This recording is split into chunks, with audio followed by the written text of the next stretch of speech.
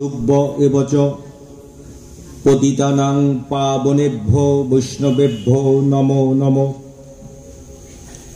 সর্বপ্রথমে প্রথা অনুসারে আজকের এই স্মরণ সভার যিনি সভাপতি পণ্ডিত প্রবর কুমারনাথ ভট্টাচার্য, আমি তাকে বলি মহামহোপাধ্যায়।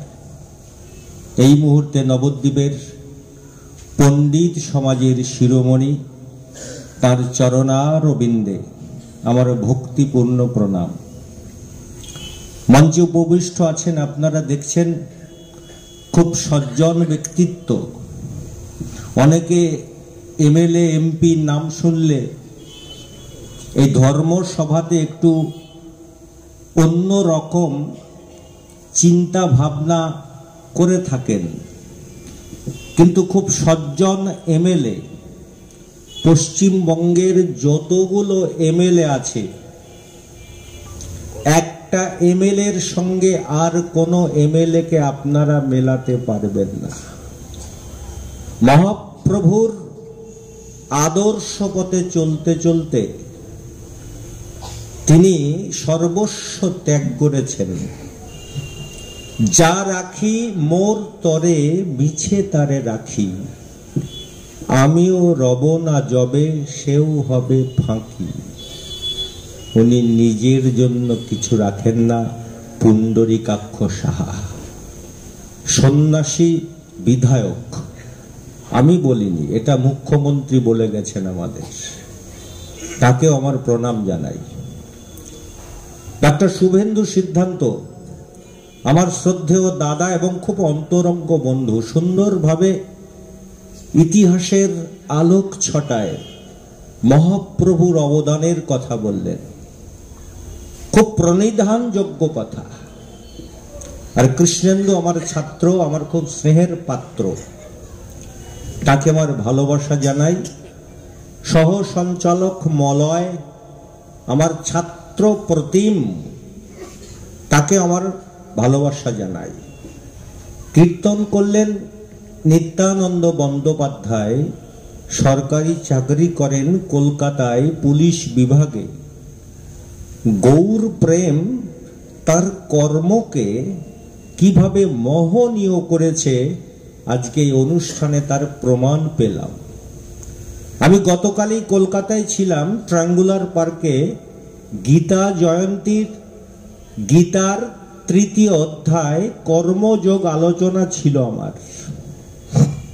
আপনারা অনেকে আশ্চর্য হবেন যে মুসলমান কর্মযোগ গীতার আলোচনা করতে যায় কলকাতায়। ওখান থেকে গিয়েছিলাম খিদিরপুর হরিসভায় বক্তৃতায়। আসলে আপনাদের একটা কথা বলি, আপনারা শুনবেন। মহাপ্রভু সর্বপ্রথমে এই ভক্তি ধর্মকে সর্বজনীন করেছিলেন। সর্বজন ইন প্রত্যয় করে হয় সর্বজনীন। সর্বজনীন মানে যেখানে সকলে একত্রে অংশগ্রহণ করে। দেখবেন মুসলমানদের ঈদগাহে ঈদ উৎসবে নামাজ হয়, কোনো হিন্দু টুপি মাথায় দিয়ে নামাজ পড়ে না। ওটা আচরণীয় ধর্ম। কিন্তু দুর্গা পূজাতে দেখবেন হিন্দু মুসলমান সকলেই প্রতিমা দর্শনে যায়, পুজো করে শুধু পুরোহিত। আর এই কারণেই দুর্গা পূজা সর্বজনীন, ঈদ উৎসব সর্বজনীন নয়। কারণ হচ্ছে ওটা আচরণীয় ধর্ম। মহাপ্রভু কি করলেন? ধর্মকে সর্বজনীন করার জন্য ঘোষণা করলেন, যেই ভজে সেই বড় অভক্তহীন ছাড়, কৃষ্ণ ভজনে নেই জাতি কুলাদি বিচার। প্রাচীর কিভাবে ভেঙে দিচ্ছেন দেখুন মহাপ্রভু।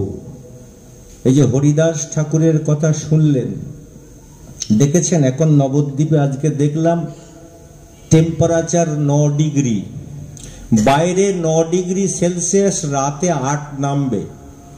7.5 শ্রীনিকেতন, মোবাইলে সব দেখা যায়। যে মানুষটা বসে আছেন দেখেছেন আমাদের বিধায়ক, গায়ে একটা স্যান্ডো গেঞ্জি আর খুব পাতলা একটা জামা, কাঁপতে দেখেছেন কোন সময় যে শীতে কাঁপছে? কেন কাঁপছে না? এর কারণ আছে। 22 বাজারে বেত মেরেছিল হরিদাসকে, একবারও মুখে উচ্চারণ করেননি হরিদাস বাবা গো মরে গেলাম আর মারবেন না, কোনো হাহুতাশ করেননি। যত বেত মারে তত তিনি হরে কৃষ্ণ বলেন। কেন? আমার শীত লাগে, আপনি দুটো চাদর আবার সোয়েটার পরেছেন, আপনার অন্নময় শরীর, অন্নময় শরীরে বহিরঙ্গের আঘাত বেশি করে লাগে। আমাদের অন্নময় শরীর বলে এত চাপিয়েছি শীতে। হরিদাসের বিজ্ঞানময় শরীর, বিজ্ঞানময় শরীরে বাইরের আঘাত লাগে না, চাবুকের আঘাত তার লাগেনি। সে চাবুকের আঘাতকে উপেক্ষা করতে পেরেছিলেন। আমার মনে হয় সেই হরিদাসের আদর্শ নন্দ সাহার গায়ে লেগেছে বলে এই শীতে তিনি কাঁপছেন না। এটা অর্জন করতে হবে, সাধনা মা। ভগবান শ্রীকৃষ্ণ গীতায় কর্মযোগে অর্জুনকে বলছেন, অর্জুন এমন কর্ম করবে যে কর্মে লোকের হিত হবে, মানে লোকের উপকার হবে। তুমি যদি তোমার জন্য কর্ম করো, সে কর্ম আত্মকেন্দ্রিক কর্ম, সে কর্মের কোনো ফল তুমি পাবে না। যে ফল পাবে, বারবার মনুষ্য সমাজে জন্মগ্রহণ করবে অথবা মনুষ্যতেরও কোনো প্রাণী হয়ে জন্মগ্রহণ করতে পারো। কারণ তোমাকে টেস্ট পরীক্ষা দিয়ে তবে ফাইনাল পরীক্ষা দিতে হয়। মানব জনম তোমার টেস্ট পরীক্ষা।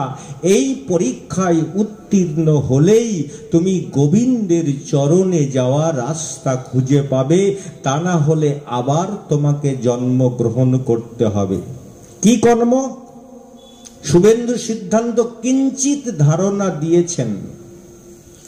আমার জন্য যেটা আমি করি, আমি যদি মন্দিরে কৃষ্ণকান্ত শিরোমণির কাছে প্রার্থনা করি যে আমার ব্যবসার উন্নতি হোক, এটা আত্মকেন্দ্রিক প্রার্থনা। আমার দোতলা বাড়ি হোক, শাস্ত্র বলছে এটা হচ্ছে কাম। আত্মেন্দ্রিয় প্রীতি বাঞ্ছা তারে বলি কাম, কৃষ্ণেন্দ্রিয় প্রীতি ইচ্ছা ধরে প্রেম নাম। অঘ্রাণে পদ্ম হয় না মা, অঘ্রাণ মাসে পদ্ম হয় না, পদ্ম ফোটে শরৎকালে। সুদাস মালির কাননের সরোবরে অঘ্রাণে একটা পদ্ম ফুটেছিল। দরিদ্র সুদাস ও পদ্ম তুলে বাজারে নিয়ে যাচ্ছিল, না জানি অকালের পদ্ম বেশি দাম পাবো, আজকে আমার ছেলেরা দুটো খেতে পাবে। দরিদ্র সুদাস সরোবর থেকে পদ্ম তুলে বাজারে নিয়ে যাচ্ছে। এক পথিক বলল, কি সুন্দর পদ্ম গো, কত দাম? বলল 1 মাসা। 1 মাসা মানে একটি স্বর্ণ মুদ্রা। পথিক বলল 1 মাসাই দেব, এ পদ্ম আমার চাই। ওই পথে যাচ্ছিলেন রাজা প্রসেনজিৎ। বলল, সুদাস অতীব সুন্দর পদ্ম, এ পদ্ম আমার চাই। সুদাস বলে, না মহারাজ, ইনি 1 মাসাই কিনেছেন পদ্ম একটু আগে। রাজা বলেন, আমি দিব 10 মাসা, 10টা স্বর্ণ মুদ্রা, এ পদ্ম আমার চাই, আমি রাজা প্রসেনজিৎ। পথিক বলে, আপনি রাজা প্রসেনজিৎ হতে পারেন, এ পদ্মের দাম রইল সুদাস 20 মাসা, 20টি স্বর্ণ মুদ্রা। রাজা দাম বাড়ায়, পথিক দাম বাড়ায়, 1 লক্ষ স্বর্ণ মুদ্রা পদ্মের দাম উঠে গেল। উন্মত্ত সুদাস ভাবে, আজ কি দেখে আমার সকাল হয়েছিল। 10 টাকার পদ্ম 1 লক্ষ টাকায় বিক্রি হবে। হঠাৎ সুদাস বলল, 1 লক্ষ টাকায় এ পদ্ম কিনে না জানি এরা দুজনে কোথায় দেবে। যেখানে দেবে নিশ্চয় বেশি দাম পাবে, তা না হলে 1 লক্ষ টাকায় কিনবে কেন? 12 টাকা ডজন কলা কিনে 2 টাকা ডজন কেউ বিক্রি করে না, পাগল ছাড়া। সুদাস বলল, দেব না, দেব না রাজামশাই, আপনাকেও দেব না। ওহে পান্থজন, তোমাকেও এ পদ্ম দেব না। এ পদ্ম তোমরা যেখানে দেবে আমি সেখানে দেব, না জানি 1 লক্ষের বেশি মূল্য পাবো। সুদাস গিয়ে দেখে বিরাট মানুষের লাইন। সুদাস পদ্ম নিয়ে কাতারে দাঁড়িয়ে পড়েছে, মানুষের লাইনে দাঁড়িয়ে পড়েছে। লাইন সরতে সরতে সরতে সুদাস সামনে এসে দেখে ভগবান বুদ্ধ বসে আছেন পদ্মাসনে। ভগবান বুদ্ধ সুদাসের মুখের দিকে চেয়ে বলল, সুদাস কি চাই? সুদাস পদ্মখানি বুদ্ধের চরণে নিবেদন করে কর জোরে বললেন, প্রভু চরণের ধুলি একখানি, আর কিছু চাই না। আত্মেন্দ্রিয় প্রীতি ইচ্ছা কৃষ্ণেন্দ্রিয় প্রীতি বাঞ্ছায় পরিণত হলো বলে সুদাস 1 লক্ষ টাকার কথা ভুলে গিয়ে চরণের ধুলি প্রার্থনা করেছে। মা, বক্তৃতা শুনলে হবে না, ওমা আচরণ করতে হবে। কৃষ্ণ চরণ পরম ধন। সীতা বনে গিয়েছিলেন জানেন? প্রথম কোন বনটায়? চিত্রকূট। অযোধ্যার খুব কাছাকাছি অরণ্যের নাম চিত্রকূট। ভরত মামার বাড়ি ছিলেন চিত্রকূট খুব কাছাকাছি। ভরত ওখানে এসেছিলেন, দাদার পাদুকা নিয়ে গিয়েছিলেন। চিত্রকূটে যে ঋষির আশ্রমে রামচন্দ্র ছিলেন মা, উনি অত্রিমুনি। ওনার স্ত্রীর নাম অনসূয়া। সীতাকে দেখে অনসূয়া বলেছিলেন, ভাগ্যবতী মা, তোমার মতো এইরকম নারী তো জগতে দেখিনি।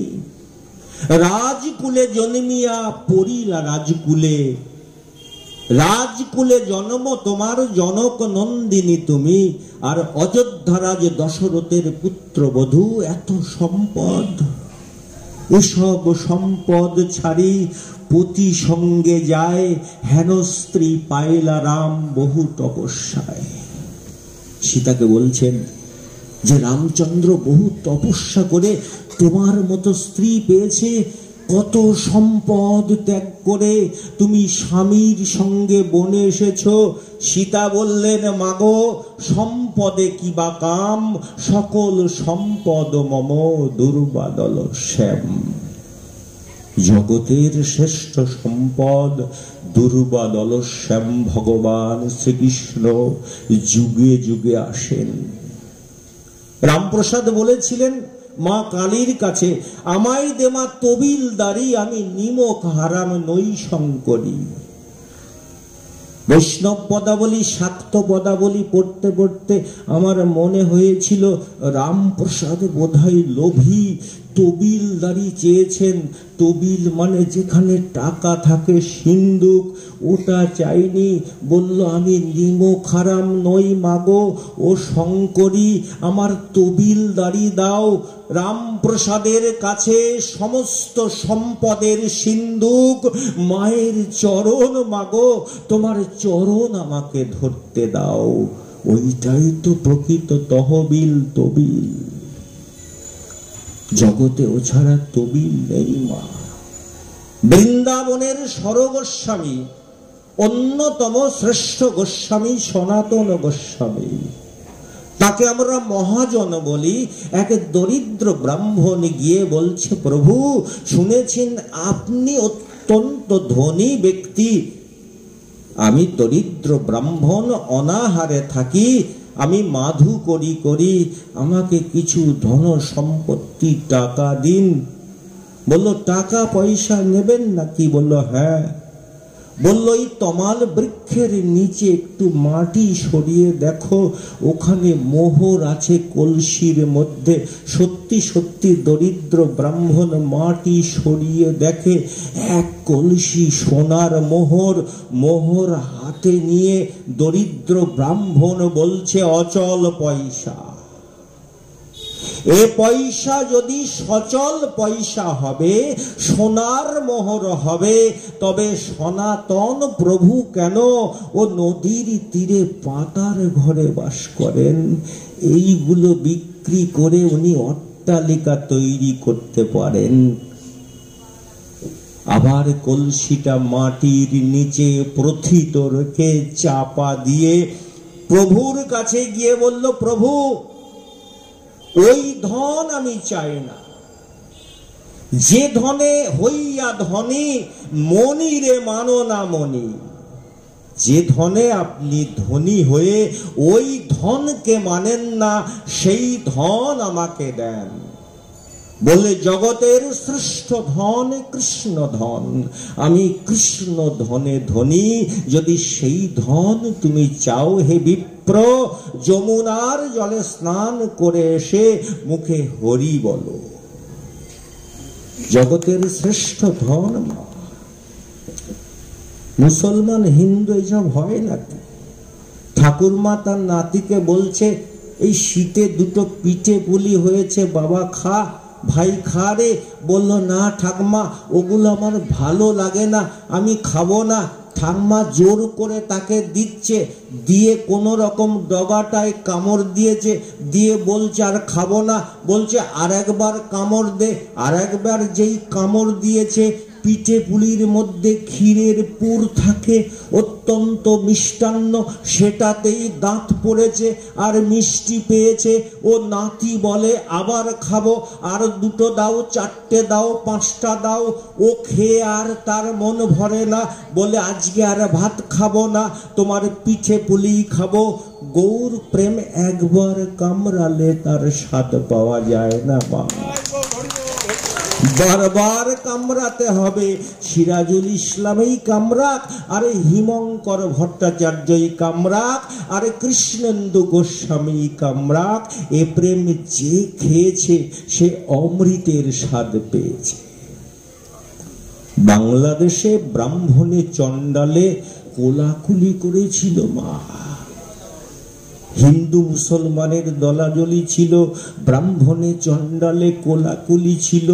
মহাপ্রভু সেই দলাদলিকে কোলাকুলি করে ছাড়লেন এই নদিয়ার মাটিতে মা। তিনি জাত মানেননি, নিত্যানন্দকে বলেছিলেন, এ বাঙালিকে বাঁচাও, এ জাতিকে বাঁচাও, এদের বড় অসুখ করেছে, এরা ওষুধ খেতে চাইবে না, এদের কাল করোনায় আক্রমণ করেছে।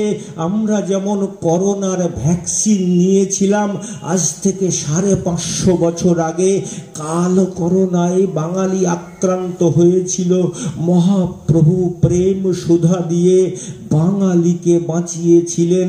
তা না হলে যে ভাষায় কথা বলছি, এই বাংলা ভাষা থাকতো না মা, আমরা কোথায় হারিয়ে যেতাম, আমাদের অস্তিত্বই থাকতেন না। সেই জন্য রবীন্দ্রনাথ বলেছেন, ভগবান নেমে আসেন, যিনি নামেন তাকে বলা হয় অবতারণ করা, যিনি অবতরণ করেন তিনি অবতার। ভগবান শ্রীকৃষ্ণ চৈতন্য এ নবদ্বীপে আবির্ভূত হয়েছিলেন কলির জীবকে উদ্ধার করতে, প্রেম দিয়ে। যদি সমাজে প্রেম না থাকে তাহলে সমাজ মরুভূমি তুল্য হয়ে যায়। প্রেম হলো আমাদের জীবন রস, প্রেম হলো আমাদের সঞ্জীবনী শক্তি। এই বাংলাদেশকে তিনি বাঁচিয়েছিলেন, জগৎকে বাঁচিয়েছিলেন। এ মহাপ্রভু সেই মহাপ্রভু। জানেন 3 লক্ষ দিনে নাম করতেন হরিদাস ঠাকুর, জবন হরিদাস, মুসলমান হরিদাস, 3 লক্ষ নাম করতেন, কোন সুস্থ মানুষ পারে না। মহাপ্রভু নিজেও পারতেন না। 3 লক্ষ নাম করা যায় নাকি দিনে? মহাপ্রভু তাকে আখ্যা দিয়েছিলেন পৃথিবীর শিরোমণি। মহাপ্রভু নিজে, মহাপ্রভু মাঝে মাঝে আকাঙ্ক্ষা করতেন, তার অভিপ্সা হতো যদি একবার হরিদাসের, নামাচার্য হরিদাসের চরণ ধুলি নিতে পারি। ব্রাহ্মণের ছেলে জগন্নাথ মিশ্রের তনয়। মহাপ্রভু আবার ছুটে আসতেন, সরে আসতেন, না মুসলমানের পা ছুঁয়ে ফেলবো, যাতে যাবে নাকি। তার মনে একটা আকাঙ্ক্ষা ছিল, পুরী ধামে যেদিন আবার হরিদাসের মৃত্যু হয়েছিল, স্বর্গদ্বারে চিতা সাজানো হয়েছিল, ছুটতে ছুটতে মহাপ্রভু এসে বলল, থামো, স্তব্ধ করো চিতার অগ্নি। হরিদাসের সমাধি হবে, বৈষ্ণবের সমাধি হয়। তিনি জানতেন মুসলমান, মুসলমানের সমাধি হয়। তিনি বললেন, হরিদাস বৈষ্ণব, বৈষ্ণব আচার্য পৃথিবীর শিরোমণি, তার সমাধি হবে। হরিদাসের কঙ্কাল সার দেহ, শোনা যায় মাত্র 22 কেজি ওজন হয়ে গিয়েছিল মৃত্যুর সময়। হরিদাসের দেহ বুকে নিয়ে মহাপ্রভু পুরীর স্বর্গদ্বারে নেচে বেরিয়েছিলেন, আর হরিদাসের পা বেঁকে মহাপ্রভুর গায়ে ঠেকছিল। পুলকিত হয়েছিলেন যে আজ আমি নামাচার্য জবন হরিদাসের চরণ ধুলি সর্বাঙ্গে মেখে ধন্য হয়ে গেলাম।